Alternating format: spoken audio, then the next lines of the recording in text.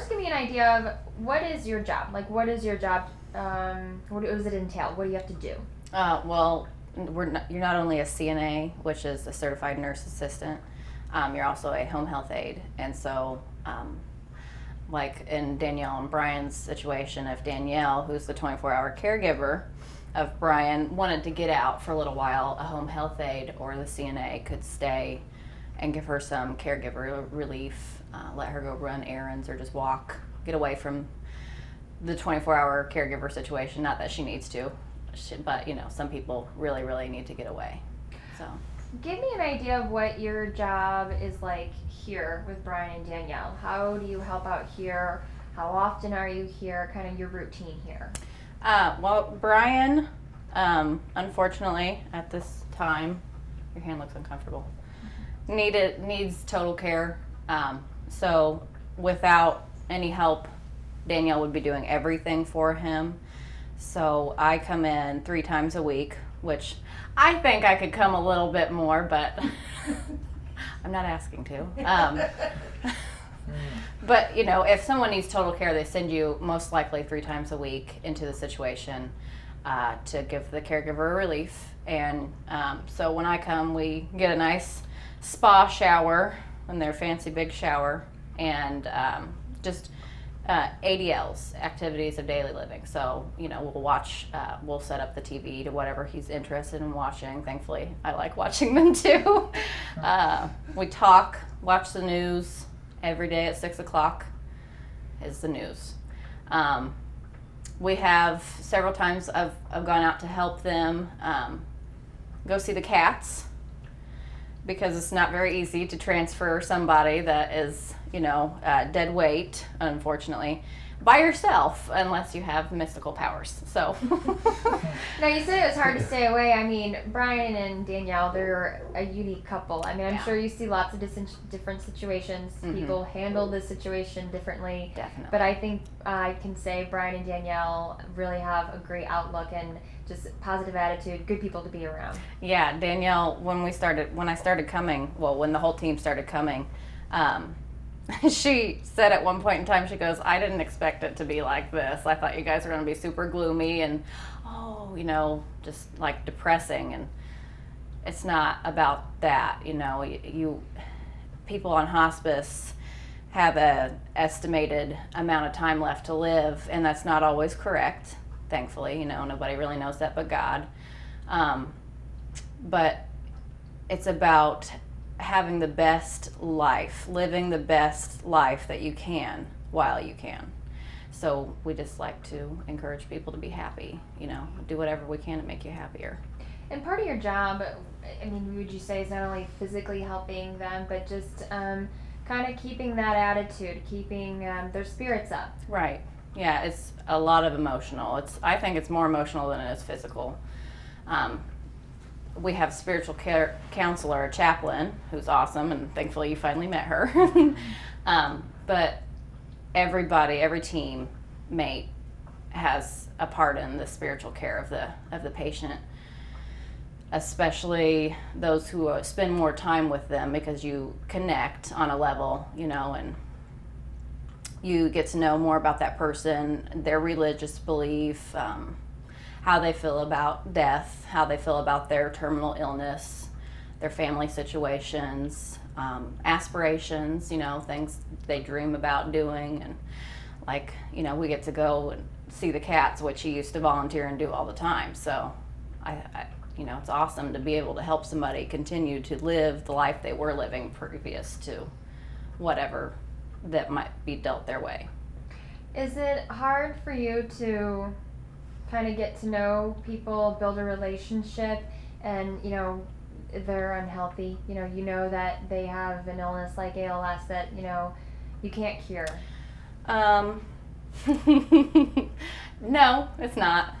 I sometimes wish it was, because I think that it doesn't matter who you are. If you work in healthcare, even if it's not hospice, you get attached to these people, and everybody, you know, has a point in life where their life is over on this earth. So you got to keep in mind that you have to have professional boundaries, which everybody will tell you, but it's way too hard, and it's not realistic to say that you don't form a very strong connection with these people, and it is really hard sometimes to move past that and keep going and try to be there for the rest of your patients.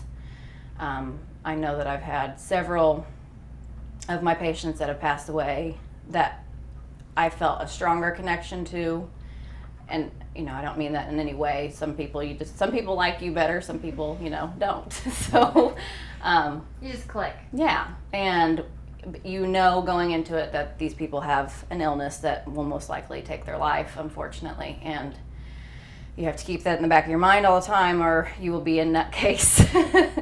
But I know I've told my executive director, and I think it's healthy to grieve. It's a very healthy process, but I feel like at least every 3 months or so I have to just give myself a break and just breathe and reminisce, and grieve for those patients. Now you get to work with Brian, and you get to see Brian more than other people do daily activities, live life with ALS. You also get to see probably other patients with ALS. Kind of give the general person who maybe doesn't know what ALS is, has never seen it up close and personal, somebody who has that, kind of like the daily struggle. I mean, Danielle's kind of talked about it with us, but I mean, from your end, kind of give people an idea of it's difficult. It is. Actually, Brian is the first patient that I've had, that has had ALS. And he's actually the first person I've ever met person to person that's had ALS. And I'm really thankful that we got to meet him, because it's like Danielle says, and I've come to realize people really do not think about it. You hear about the March for Dimes and Walk for Alzheimer's and all that, but you don't hear about ALS, and I don't know why. But it is definitely a struggle. I mean, cancer patients go through intense pain, but most of the time they're still able to move their head, control their eyes, their voice. They can usually take their own drink of water and still have some independence. And with ALS, you end up losing all of that. But I'm not trying to say that it's worse than cancer or it's harder than cancer or anything like that. I'm just think about losing all independence and just being a complete prisoner in your own body. I can't imagine that. So I don't know how else to word it. It's a prisoner to yourself, and you can't even control that. Since Brian is your first patient with ALS, would you say this was a learning curve or a challenge for you? Absolutely.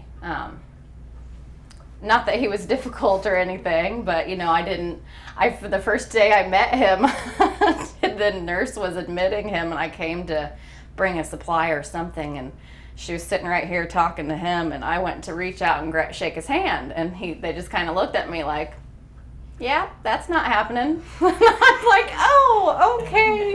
Nice to meet you, sir. I didn't know. I thought maybe he doesn't like me already. I'm like, great. But then, my nurse said, no, ALS, you lose your body, you can't move it. So I was like, okay, that makes me feel a lot better, kind of. But, and Brian, yeah. You're thinking, who did you stick me with, This guy is super nice. But you're worried. Yeah. Learning curves kind of give me an idea of just, I want people to understand how tedious it is, what you have to do for Brian, what's your relationship, how you have to, every little thing, you have to move a hand, then a foot, then this, then that. Right. Well, that's why I come in 3 times a week, and that's why I was saying I could understand if somebody wasn't as strong and as committed as Danielle, or mentally able as Danielle is, thankfully, and I'm sure her family supports her very well, and friends. But some people don't have that, and if you're a caregiver that's stuck in a situation, it really can eat at you.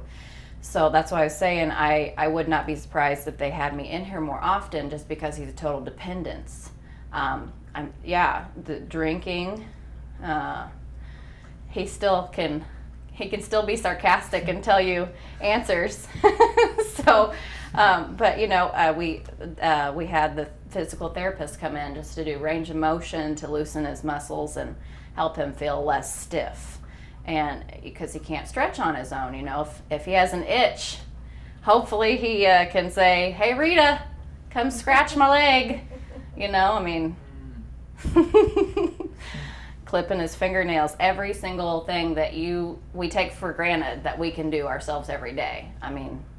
Blowing your nose, if your nose is running, hopefully somebody's over here that can come and wipe your nose, because otherwise you're gonna drip all down your face.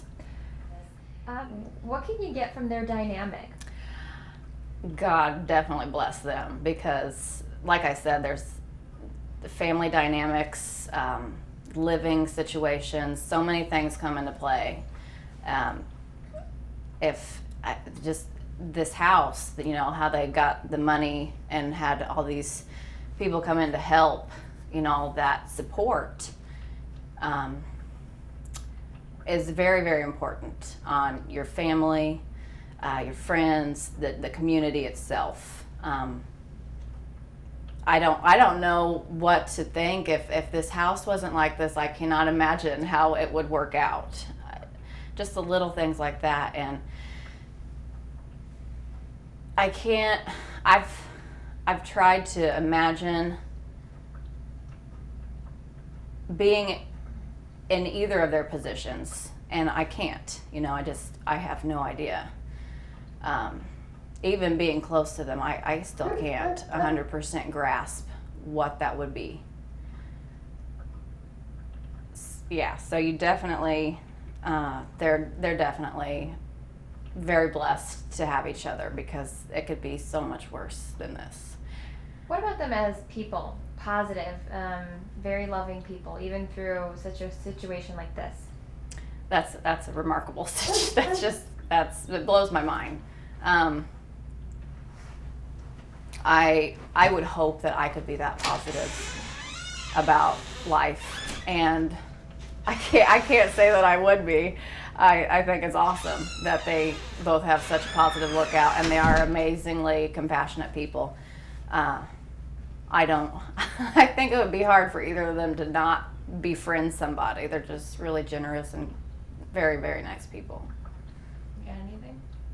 You guys covered it. Anything else you want to add? Maybe that you would think that people should know, need to know? People just need to know about ALS in general, and that it's right in your backyard. You most likely know somebody that knows somebody that knows somebody that has ALS, and we don't know that. And that's just, it blows my mind that we just are not educated about it. We need to have walks for ALS and more ice bucket challenges. Coming soon. Yes. Yeah. Yeah.